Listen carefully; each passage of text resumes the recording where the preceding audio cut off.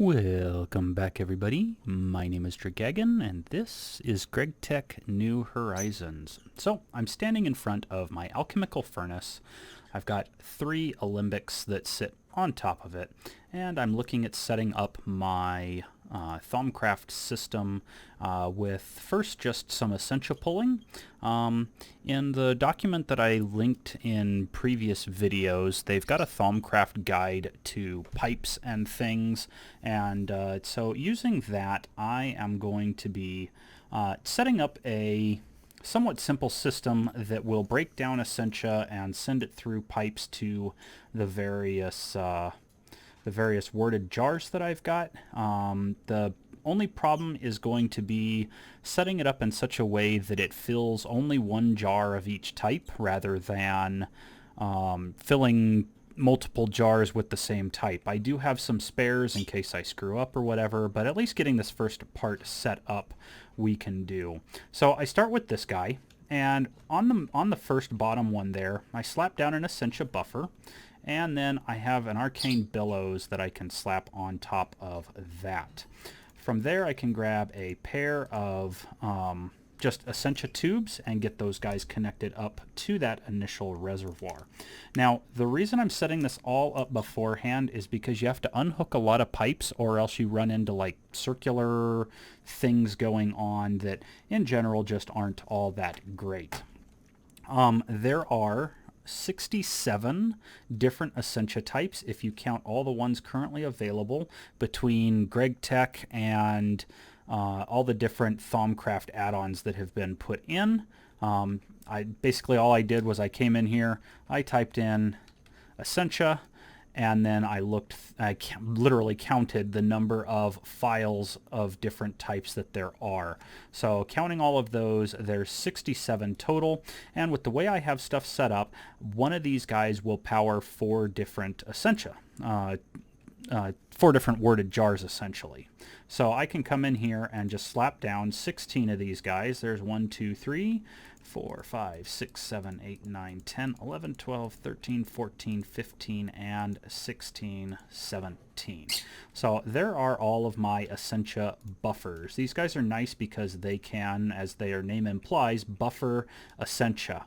Now, one of the next things we do in order to get this setup up and running is to shift right click the right hand side of all of these things when you're looking at it in this direction.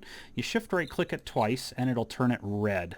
According to the thaumcraft guide, this restricts it and it gives a suction of 0 and then 1. And so what'll happen is by doing this all the way down the line, essentia will slowly go from one reservoir to the next, and then when it reaches one of these, we'll set up a set of essentia filter pipes so that it can reach one of those 4 on each of these guys, and those then have a greater suction. So this thing will draw into it. It'll then essentially check all 4 areas to see if it can be pulled, either because the worded jar has essentia already in it, in which case it's, I think, 32 untyped, and if it does have essentia in it, then it's a 32 suction of typed essentia, and only that essentia can go into that worded jar. So in effect, you have a way of getting all of the essentia sorted out, and then it won't suck into the next one unless it can't into any of the 4 that are currently attached to it. So it makes it nice for just getting everything sorted. Now, the whole reason for getting everything sorted is because right above me here is my infusion altar. And so I've got this guy here so that I can break down a whole bunch of essentia, get it ready, and then it can just draw right through into my infusion altar. At least I believe it can. If it can't, well, then I definitely have to go to the moon, simply because the essentia mirror, I believe, requires some titanium to make. Oh, it requires Enderium. Enderium requires, I believe it's the HSSG coils, and so what I may end up having to do is I may end up having to break down the essentia down here and then carry it up top and slap it down and let it use it. But I believe as long as it's within the area of it, I don't know if it can pass through blocks or not. I guess we'll find out by sparking off some flux and lightning and stuff while it goes. All right, so from there, what we can do is we can come up here and give 2 of these guys to the top of each of these. And I'm just going to start with that, because then I'm going to have to right-click through all the different filters and get them unhooked from each other.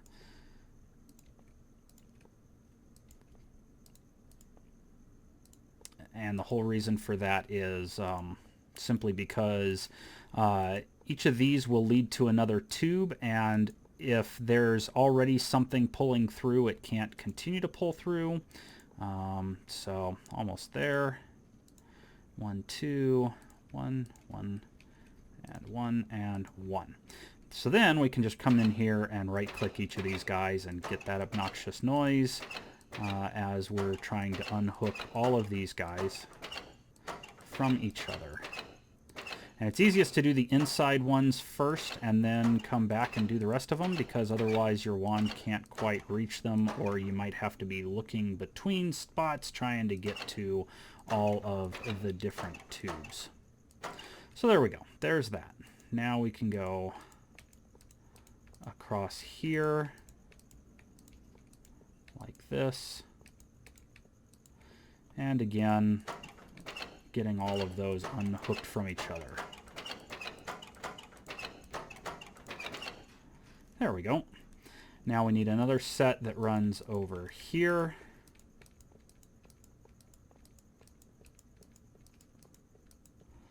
Like so.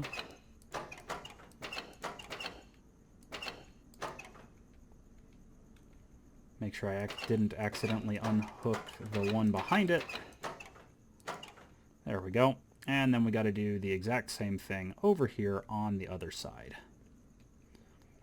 And that will get us our initial setup done and ready to go from there. A lot of people don't like messing with Essentia because it uses suction, so they get a little confused as to what it means to be using suction as opposed to oops, and I don't need one there. One extra. There we go. They get confused as to what suction means in terms of dealing with Essentia, and then with this stop lock stuff, you know, things pull instead of being pushed, and so it can get a little confusing there. So anyway, that is my Essentia setup. From there I can start applying warded jars.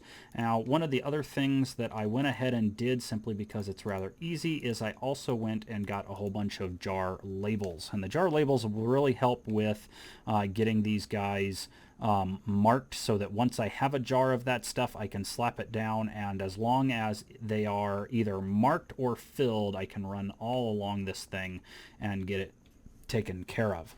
So the next thing I want to focus on, you can see there from the last video, I completed the rocket launch pad parts, but not the rocket launch pad itself. But if I go over here, the one thing I want to focus on is making something like the blaze rod.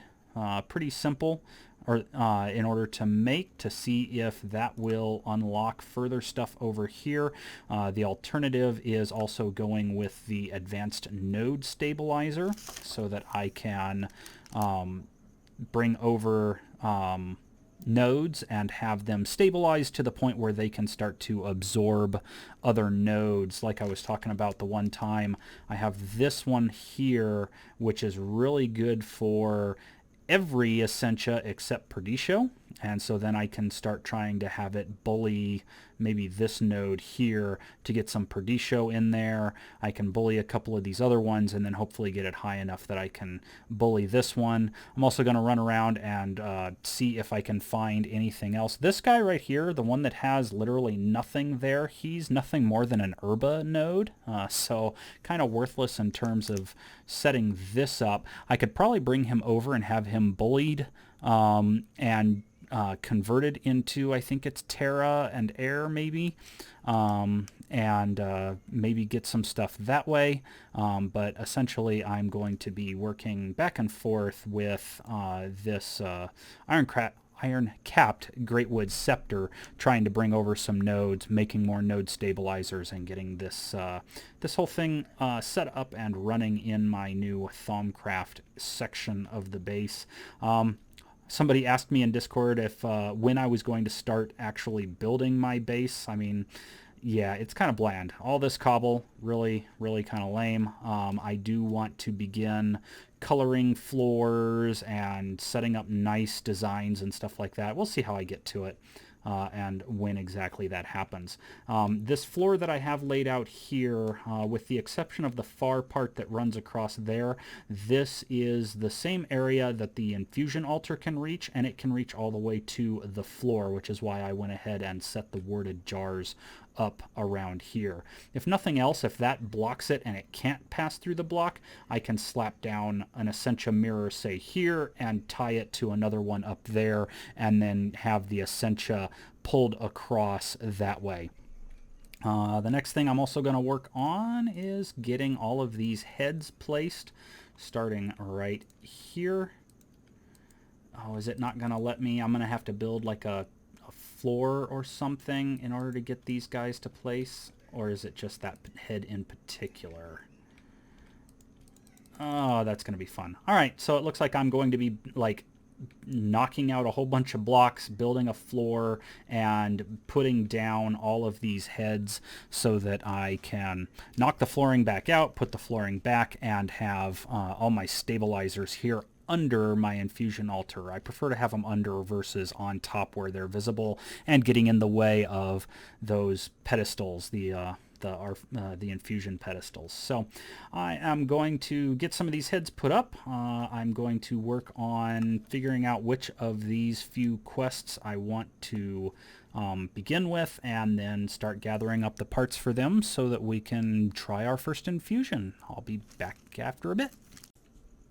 Well, I got all of my heads set up underneath my infusion altar, and I went ahead and tried my first infusion off the camera. I didn't want to fail, and it practically did.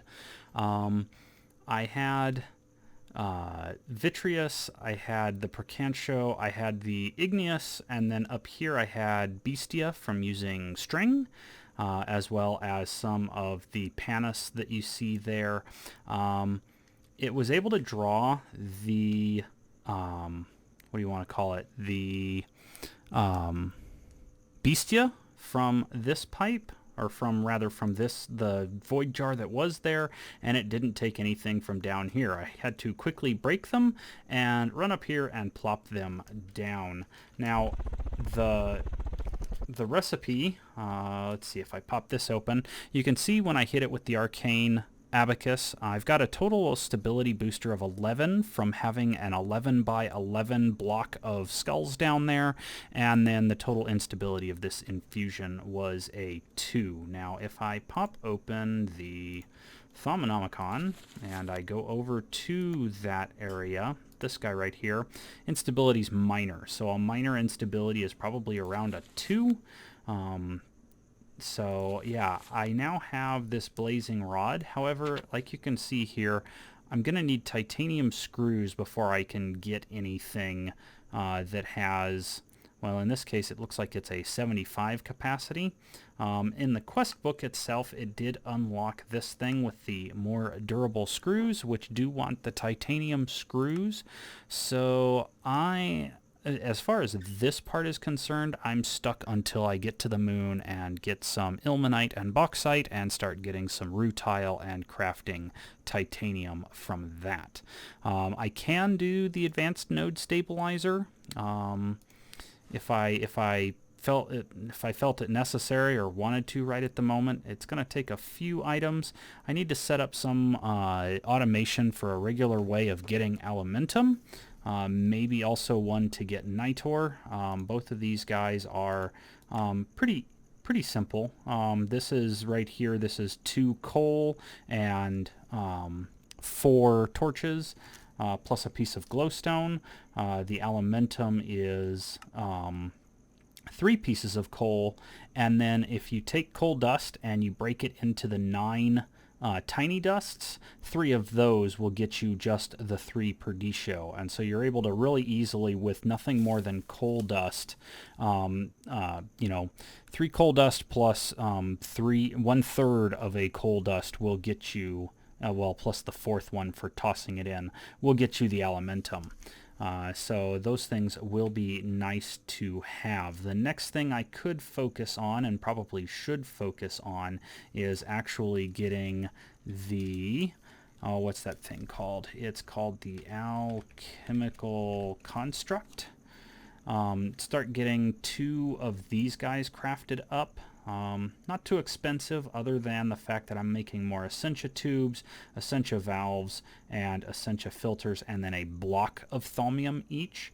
But if I get 2 of those guys done, I can focus on making, not that, I can focus on making this guy right here. Just take my crucible that's over in my little tree thing over there, 2 of those alchemical constructs, and I can make this mythical construct that will allow me to automate drawing in the Essentia from here and making, Nitor and Alimentum more easily. So rather than having to toss it in there and calculating exactly how much I need, I can just, break it down, take it over to it, and just have it craft it automatically for me. So those are a couple of things to look forward to. I haven't, like I say, I haven't done a ton of thaumcraft, but this guy right here does a good job of drawing the Essentia through. One thing I do recommend is that when you first start filling up these jars, I recommend that you do one of these numbers. You start here and you add in a jar for everything that item breaks down into. So for instance, like this guy right here, if I were to toss in my dark boots for some dumb reason, I would want to have 1, 2, 3, 4, 5, 6 jars spaced out like this. 1, 2, 3, 4, 5, 6. And what would happen is it would draw through and fill up all 6 of these guys without it going all the way down to the end and getting stuck. You can then label these jars, and then on the next one you can start slapping jars up into here, and that way you have those jars getting filled up, and then a 3rd thing would be back there, and then a 4th one, and before long you'll have a load of jars that are marked individually, and you don't really have to put a whole lot of effort into it. The only effort is remembering that when you start melting them down, 1 jar for each one that you don't have already, and then once those guys are filled, you can start filling in the other spots. Just don't stick 4 of them here like this, that, and that one, because you could run into an instance where, for whatever reason, this thing fills up with 3 and 2 come over here and 1 goes over here, and it's just, it's a mess. So in any case, there is my initial thaumcraft setup for breaking stuff down with the alchemical furnace. Nice easy setup. I did have to break a hole in the floor, and that's how the Bestia was able to get through. I also broke the hole directly under the arcane pedestal in case I can get it up through there, or if nothing else, I can maybe slap the Essentia mirror there and then another one over here, and it'll draw in from these guys. I don't know exactly what the range of the mirror is, but it seems like this infusion altar only wanted to draw from as high as this part right here instead of the full height that it should be able to draw through, and it probably has something to do with the fact that it couldn't, I don't know, angle see the different things. I don't know. In any case, yeah, nice easy thaumcraft setup, nice easy alchemical furnace setup, and now basically, unless I want to go collect nodes and craft a couple of these things to deal with nodes, I am effectively done at this point with thaumcraft for now. I do really want to craft those the runic, these guys, the charged shield, well, maybe not those things, but some of these shieldings so that I can take some hits without having to worry too much about it. Let's see here, revitalizing. Yeah, something like that maybe. The runic ring of revitalizing ring of shielding. It loses 1 point, but it also gives you a regen when you lose all of your runic shielding. Otherwise, maybe just the runic shielding itself there with, you know, a ring, an amulet, and a girdle, just so that I can have some shielding for mobs that like to hit a little harder than my armor can withstand right now. Anyway, that is it for this video. Fairly short, sorry about that. A lot of the thaumcraft just getting set up, and I guess I am, well, let me do this real quick since I'm already here with you all. Let's just drop down here, and I need in this bag, grab out these 9 things here, and let's just knock this out. 9 of those. 9 of those, 9 of those, and there is my rocket launch pad. So now all I need to do is get it up top, fill it up with fuel, and then I can go to the moon. See you guys in the next video. Till then.